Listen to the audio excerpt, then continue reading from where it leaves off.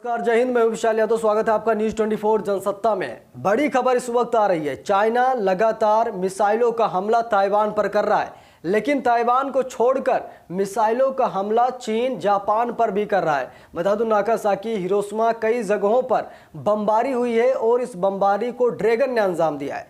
अब जापान के प्रधानमंत्री ने बुरा अंजाम भुगतने की धमकी चीन को दे दी है और G7 के तमाम देशों ने चीन पर हमला करने की रणनीति भी बना ली है।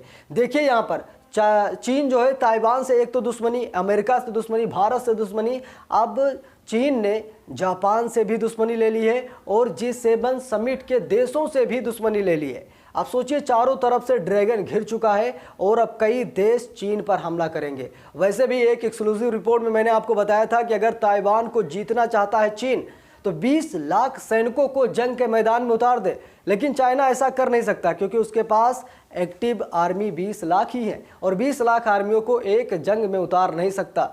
ये कभी भी नहीं हो सकता। लेकिन सबसे बड़ी गलती यहाँ पर चीन ये कर रहा है कि जो मिसाइलें उसे ताइवान के आसपास दागनी चाहिए, उन मिसाइलों को जापान में क्यों दाग रहा है। कई मिसाइलें ऐसी हैं जो जापान की सीमा में जाकर फटी हैं और इसको लेकर के जापान में भी हड़कंप सा मच चुका है।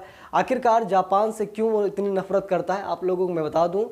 जापान के प्रधानमंत्री, जब नैन्सी पेलोसी ताइवान की यात्रा पर थी, उस वक्त जापान के प्रधानमंत्री भी वहां पहुंचे थे। उन्होंने मुलाकात की और नैन्सी पेलोसी का भव्य स्वागत किया और यही बात जिनपिंग को रास नहीं आई। यही बात जिनपिंग को पसंद नहीं आई कि जापान को हमारा साथ देना था, लेकिन जापान भी ताइवान का साथ दे रहा, तो ये लो मिसाइल। और वो दनादन मिसाइल ताइवान के नाम पर फेंकता ज़रूर था, लेकिन ताइवान सिर्फ एक बहाना था। असली मकसद तो जापान को दहलाना था और चाइना ने वही किया। जापान को दहलाने के लिए लगातार एक से बढ़कर एक मिसाइलें दागता रहा। इसको लेकर के जापान के प्रधानमंत्री ने क्या कहा, G7 के तमाम देशों ने क्या कहा, सारी चीज़ें हम आपको एक एक करके इस वीडियो में दिखाने जा रहे हैं। अपनी हरकतों से बाज नहीं आ रहा चीन। अब जापान को धमकाया, अपनी ऐतिहासिक गलती मत दोहराओ। ताइवान के मुद्दे पर चीन एक बार फिर जापान से भड़क गया है। चीन ने कहा है कि जापान इस मामले में अपनी ऐतिहासिक गलतियों को न दोहराए और संकट मोचन न बने। ताइवान से तनाव के चलते चीन अब जापान पर भड़क गया है। टोक्यो स्थित चीनी दूतावास ने एक बयान जारी कर जापान को चेतावनी दी है कि वो ताइवान को लेकर अपनी ऐतिहासिक गलतियां न दोहराए, फिर से संकट मोचन के रूप में काम करने की कोशिश न करे और अपने हितों के लिए पड़ोसी देशों को नुकसान पहुंचाकर भू राजनीतिक दलदल में न फंसे। चीन जापान से इसीलिए चिढ़ा है क्योंकि वो ताइवान का समर्थन करता है और उसने भी अमेरिकी हाउस स्पीकर नैन्सी पेलोसी की मेजबानी की है।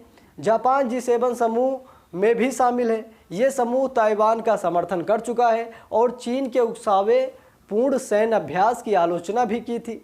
इसके चलते चीन ने जापान के साथ हाई लेवल द्विपक्षीय वार्ता भी रद्द कर दी थी। चीन जापान से इस कदर चिढ़ा है कि उसके युद्धाभ्यास के दौरान कुछ मिसाइलें जापान के इलाके में जा गिरी थी, जिसके बाद जापान में भी सांसें फूलने लगी थी। हालांकि जापान ने पीएम फुमियो किशिदा ने चीनी मिसाइल हमले की आलोचना करते हुए उस पर निगरानी बनाए रखने की बात कही थी। पेलोसी से चिढ़ा है चीन, जापान पर उतार रहा है गुस्सा। बता दें कि नैन्सी पेलोसी ताइवान के बाद दक्षिण कोरिया और फिर वहां से जापान चली गई थी, जैसा कि आप लोगों ने देखा है।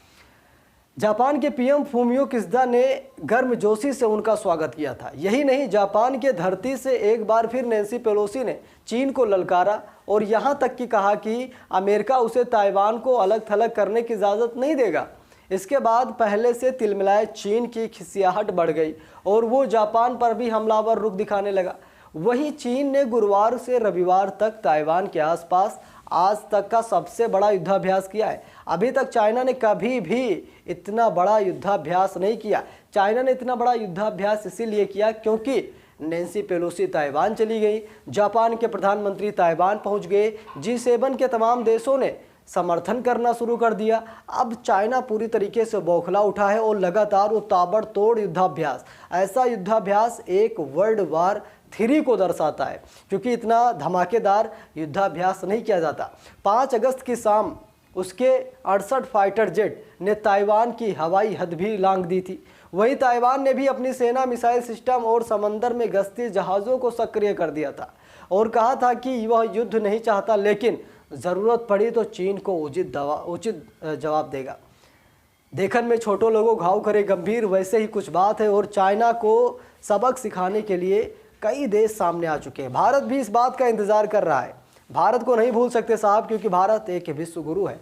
और भारत इसी बात का इंतज़ार कर रहा है कि जैसे ही मौका मिले हम अपनी 43,000 वर्ग किलोमीटर की जो ज़मीन 1962 जैसे तमाम जंगों में खोई है, उसे हम आसानी से वापस कर लें।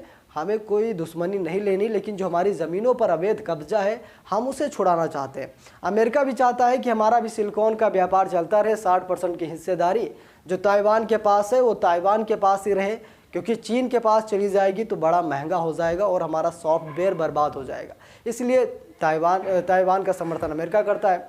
जापान क्यों करता है? क्योंकि जापान बहुत पहले से ही करता है और जापान को भी सिलिकॉन की बहुत ज़रूरत है। वो नहीं चाहता है कि सिलिकॉन पर कब्ज़ा हो जाए चीन का और उसके बाद वो महंगा प्रोडक्ट बेचने लगे, नकली माल बेचने लगे। इसीलिए लोग ताइवान को बचाने में लगे हैं और ये पूरा विश्व ताइवान को बचाएगा, हमें तो ऐसा प्रतीत होता है। बाकी आपको कैसा लगता है कमेंट बॉक्स में ज़रूर बताइएगा।